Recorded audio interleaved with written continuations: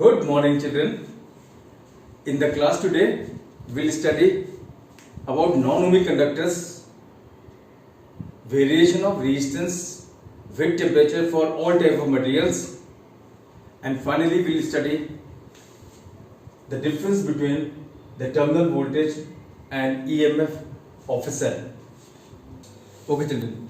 Let's begin the class with non-ohmic conductors. As obvious from the name itself, these are conductors or devices which do not follow Ohm's law. Well, Ohm's law says that V is directly proportional to I.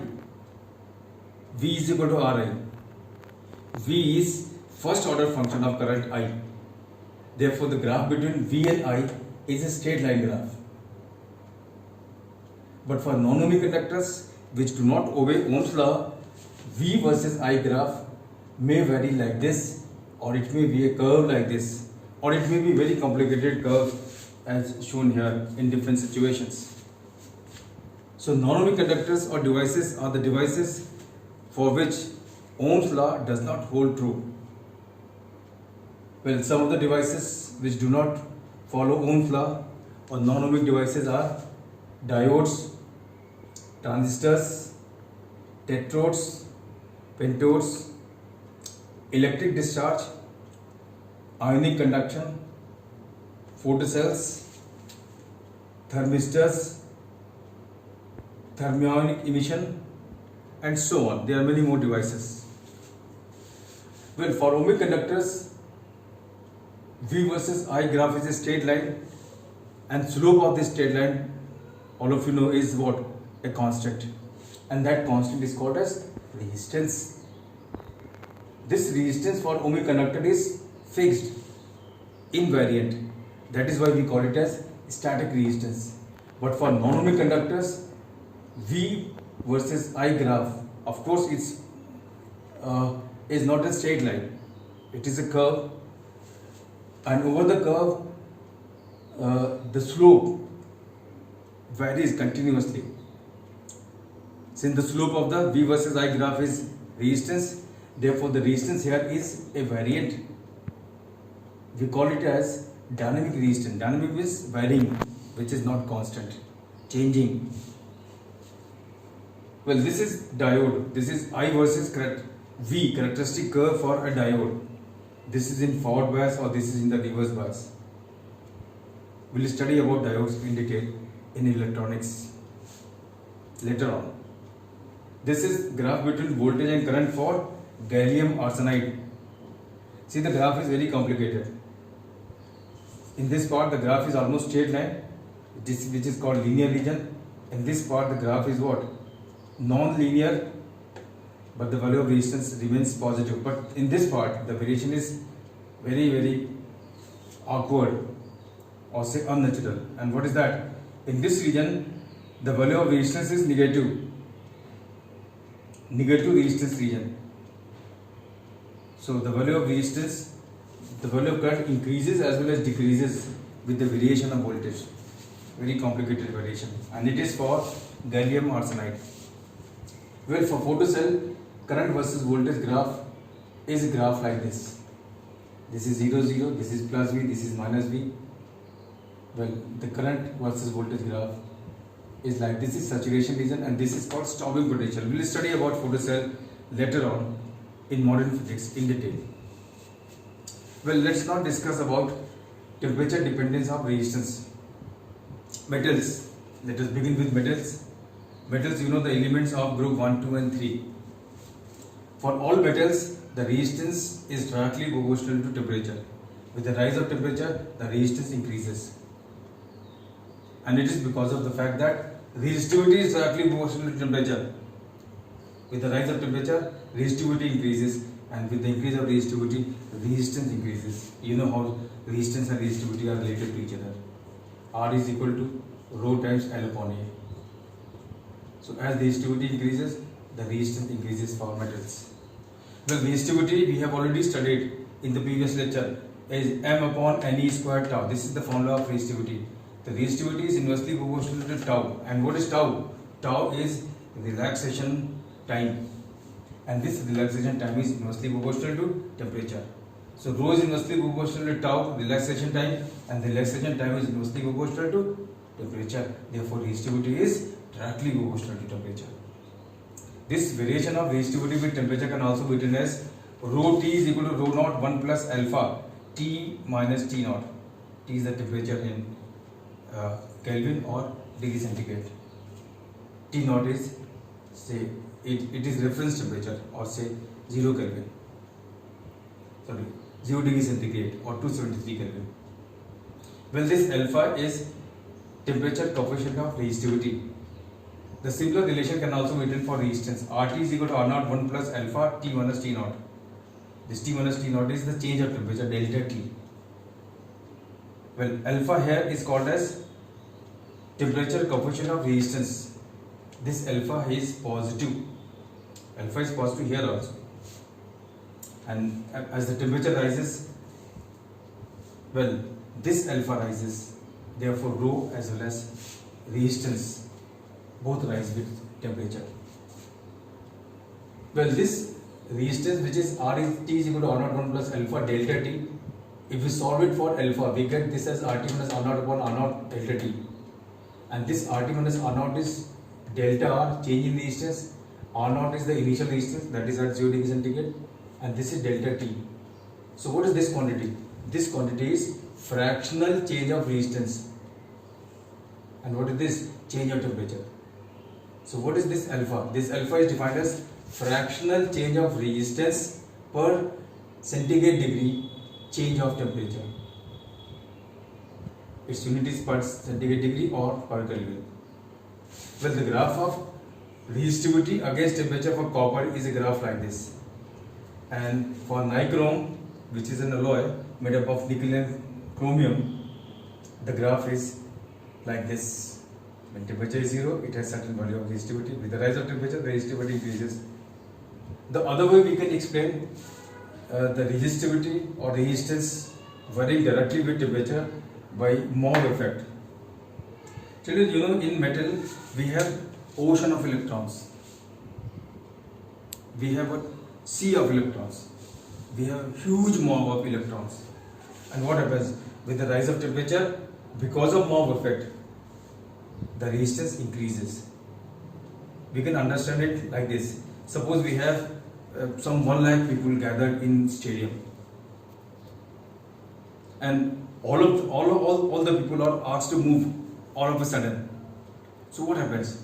None of them are able to move. Everyone is run over. This is what is called as stampede.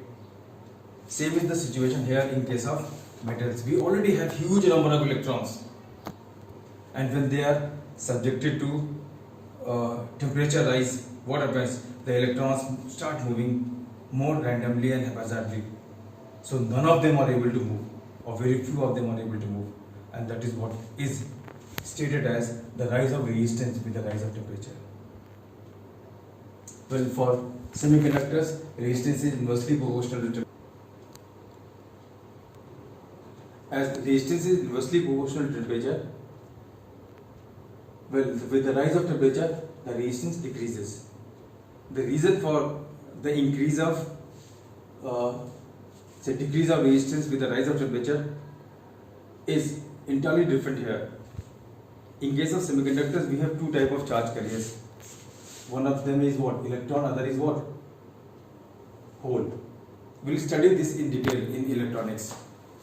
And with the rise of temperature, the number of charge carriers increases as the temperature rises, as the heating is, as the semiconductors are heated, the number of charge carriers increase.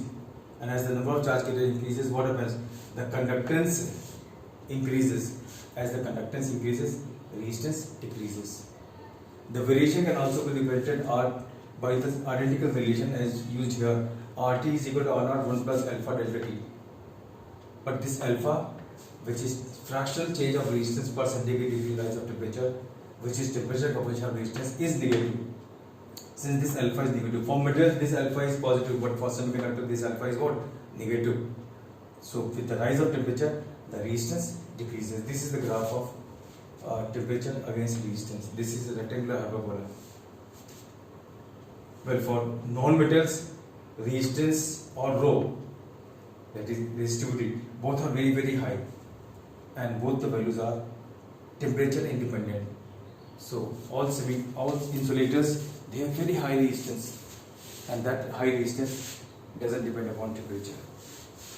Well, let's have some basic information about cell. What is cell? Cell is an electrical device which is source of electrical energy.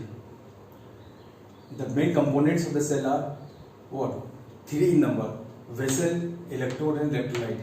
This is vessel, and inside the vessel we have 2 metal rod dipped. We call them as what? Electrodes.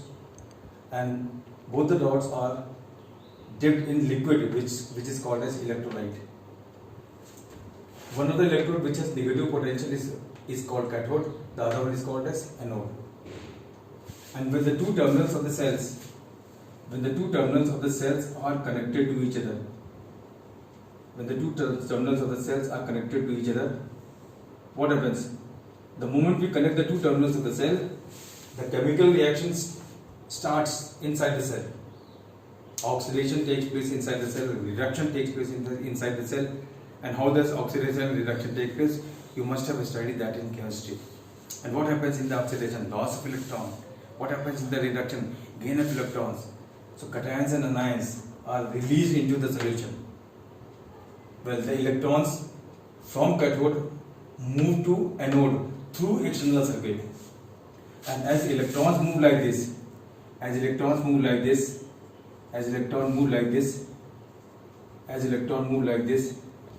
from cathode to anode, the negative charge flows like this, or say the corresponding current flows like this in the circuit.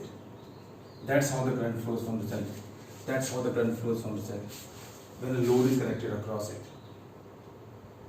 Well, as the two terminals of the cells are close to each other, cations and anions inside the electrolyte start moving. Chemical reaction, of course, takes place. And as these cations and anions move, they collide among themselves and with other particles which are present in the electrolyte. This way their motion is what? Obstructed. So obstruction to the flow of cations and anions within the electrolyte is called internal resistance of the cell. You have studied all these in class 10. Internal resistance of the cell depends upon separation between electrodes. Directly, it depends upon surface area of the plates. Inversely, it depends upon nature of electrolyte. It depends upon nature of electrode and electrolyte. It depends upon concentration of electrolyte, and it depends upon temperature also. Well, what is EMF of the cell and what is terminal voltage of the cell? That is what to be discussed now in the next 2 minutes. See, EMF of a cell is potential difference across the terminals of the cell when the cell is not used. When no current is drawn from the cell, or when the terminals of the cells are what? Open. So when cell is not in use, then the potential difference across its terminals is called as EMF of the cell.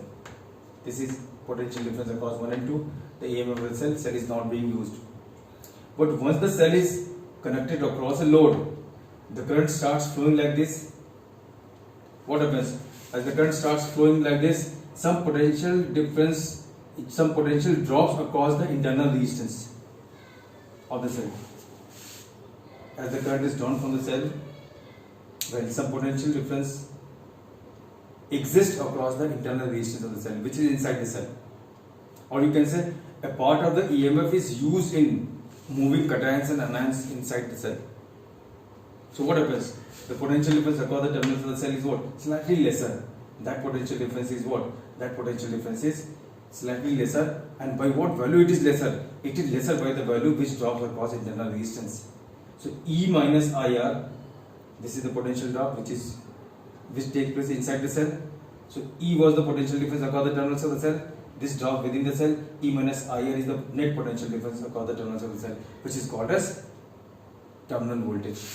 Well, these are terminals of the cell. This is also terminals of the cell. When current I is drawn from the cell, the potential difference which drops across the resistance is also IR. So there are two relations for terminal voltage.